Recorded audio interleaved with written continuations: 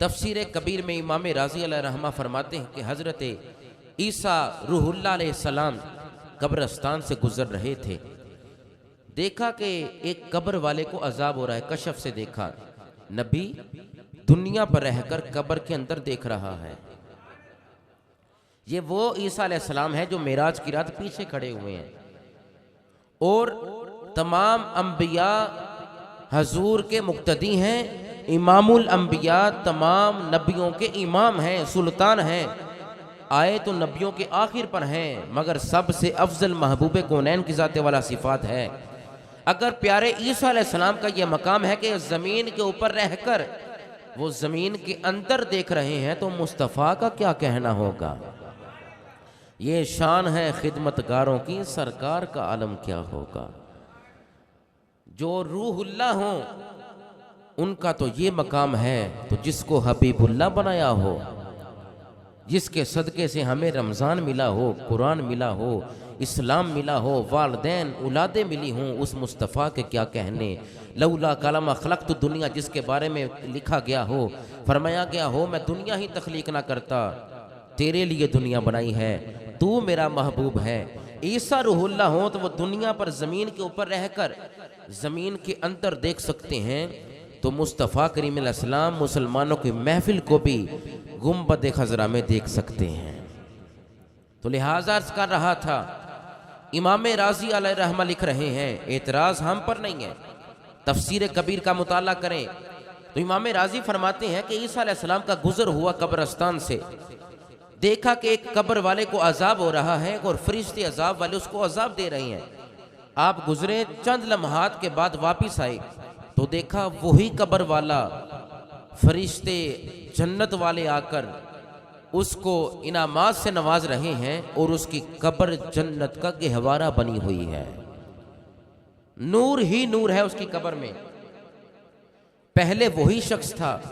تو جہنم کا گڑھا بنی ہوئی تھی اس کی قبر، واپس آئے تو جنت کا باغ بنی ہے۔ آپ نے 2 رکعت ادا کی اور اس کے بعد اللہ کی بارگاہ میں دعا کی کہ باری تعالیٰ مجھے اس کے احوال سے مجھے واقفیت حاصل کروا، مجھے منکشف فرما، میرے پہ کھول، یہ کیا عمل ہے؟ تو عیسیٰ روح اللہ علیہ السلام آپ کی عرض گزاری پر باری تعالیٰ نے وحی نازل فرمائی کہ اے عیسیٰ، یہ گناہگار شخص تھا، اس کو عذاب ہو رہا تھا، مگر اس کی ایک زوجہ تھی، اس کے ہاں بیٹا پیدا ہوا، فرزند اس کا بیٹا پیدا ہوا، اس کی ماں مکتب میں لے کر گئی، جب کچھ جوان ہوا مکتب میں لے کر گئی، کسی مدرسے میں استاذ کے پاس لے کر گئی، اور استاذ نے اس کو پڑھایا بسم اللہ الرحمن الرحیم۔ ایک دفعہ جو رب کو رحمان اور رحیم کہے، رب اس کے باپ کی بخشش کر دیتا ہے۔ اے عیسیٰ روح اللہ، اس کے ننھے سے بچے نے، معصوم نہیں، چھوٹے سے بچے نے مجھے رحمان پکارا، مکتب میں بیٹھ کر مجھے رحیم پکارا، رحمان پکارا، رحیم پکارا، مہربان پکارا، رحم کرنے والا پکارا۔ اے عیسیٰ، اس کے ننھے سے بچے کی وجہ سے میری غیرت نے گوارا نہیں کیا، مجھے حیا آیا کہ زمین کے اوپر اس کا بچہ مجھے رحمان بھی کہے، رحیم بھی کہے، تو زمین کے اندر میں اس کے باپ کو عذاب دوں، مجھے حیا آتی ہے۔ اگر ننھا سا بچہ ہو، خدا کو رحمان رحیم پکارے، باپ دنیا سے چلا جائے تو قبر کے اندر اس کی قبر جنت کا باغ بن جاتی ہے۔ عزیزوں، دوستوں، صاحبوں، سنو سنیوں،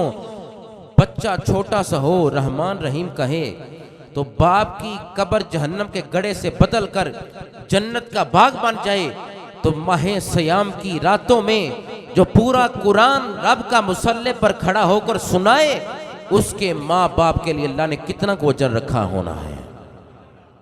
اس کے پیرنٹس کے لیے کیا کیا انعامات ہوں گے، کیسی کیسی فضیلت ہوگی، کیسی کیسی برتری ہوگی۔ چھوٹا سا بچہ ہو تو خدا کو رحمان اور رحیم پکارے، تو عیسیٰ علیہ السلام خوش ہوئے کہ باری تعالیٰ امت محمدیہ کا کیا مقام و مرتبہ ہوگا۔ پھر فرمایا گناہگار تو ہوں گے، عمر بھی تھوڑی ہوگی، وہ بھی مجھے رحمان رحیم پکاریں گے،